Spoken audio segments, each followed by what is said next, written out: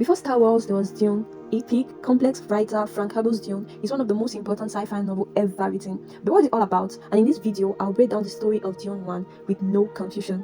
Let's dive into Arrakis, the desert planet where everything takes place. So Dune is set in a distant future where noble houses rule the planet under the control of an emperor. And the most valuable substance in the universe at this time is a spice, and this spice is called melange. It allows space traveling, long life, and even prescience, and is found only on one planet, Arrakis, also known as Dune. Like, our story begins with the house of Atreides, which is under the takeover of Arrakis, which is actually Dune, from their longtime rival, the house of Harkonnen. But it's a trap actually, because the emperor is secretly helping Harkonnens to destroy the Atreides. Duke Leto, who is the ruler of the house of Atreides, is getting really popular and powerful, and our emperor, that's really funny, is like afraid and saying to himself that okay, maybe he's going to take the throne away from him. So betrayal. Here we can observe that Duke Leto has a son. He's called Paul Atreides. He's a trained fighter and a thinker. His mother is called Lady Jessica, and mind you, Lady Jessica is the concubine to Duke Leto because he's not actually married to her. And Jessica is part of a secret code, and we call them the Bene Gesserits. They have been running the type of long-term breeding program to create a superhuman being, and it seems as if Paul might be that human being, but the only problem is that he's earlier than what they have expected.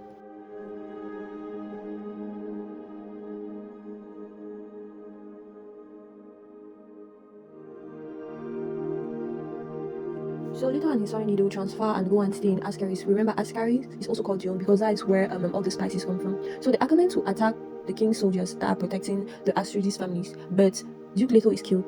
Paul and Jessica are able to flee into the desert thanks to the help of some of their family, well, not family members, but people that were taking care of the royal crown. And there they will encounter themselves with the Fremen. The Fremens are mysterious and tough people of Arrakis that are characterized with blue eyes. So if you see anybody that has blue eyes in the series, in the film, is actually an Arrakis. And Paul starts to realize that he might be part of the ancient prophecy the Fremen believe in. And this prophecy has been there for years, and it actually comes from the Bene Gesserits. That's why most people do not believe. Most of the Fremen that are actually intelligent do not actually believe in this prophecy.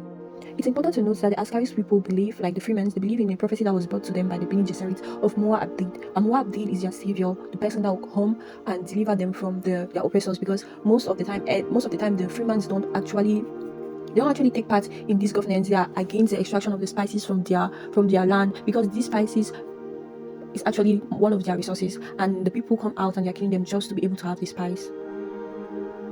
When Paul and his mother reach the desert, he's able to gain the Fremen's trust, and in this process they call him Muad. And remember, Muad is the savior from their prophecy. He starts training them for a rebellion, and he begins to have visions of the future where he leads them across the holy water, across the universe in his name. But he fears this too because he has no idea of what is going on. So while he's with the Fremen, he falls in love with one of the Fremen ladies, and her name is Shiny, and she's really strong, rebellious, and she also falls in love with him. So Paul is able to gain the trust of the Fremen. He's even able of drinking poison from the worm that only the women from the Fremen drink it, because they say that it's impossible for a man to drink it and stay alive. But he's able to drink this poison that is extracted from the worm and he's still alive. That reinforces his authority and his power, and then also enforces the prophecy, and people start believing him and are with him and are ready to fight for him. By the end of book 1, Paul is ready to strike back. The seeds of the revelation are planted. He's no longer just Paul Atreides, but he's a leader, Muad, a Messiah figure, and something more. So people are behind him, and Paul is also guided by revenge because the Harkonnen killed his father, and he already is aware that the emperor was part of this strike, if I can put it like that, against his family. So he's going for not only the Harkonnens, but he's also going for the emperor. And the emperor, on his side, he's afraid because he knows that once everybody will be aware of what he has done, he may lose the throne. So we come to the end, and that's the basic plot of Dune Book 1. But there is so much: politics, ecology, religion, diversity.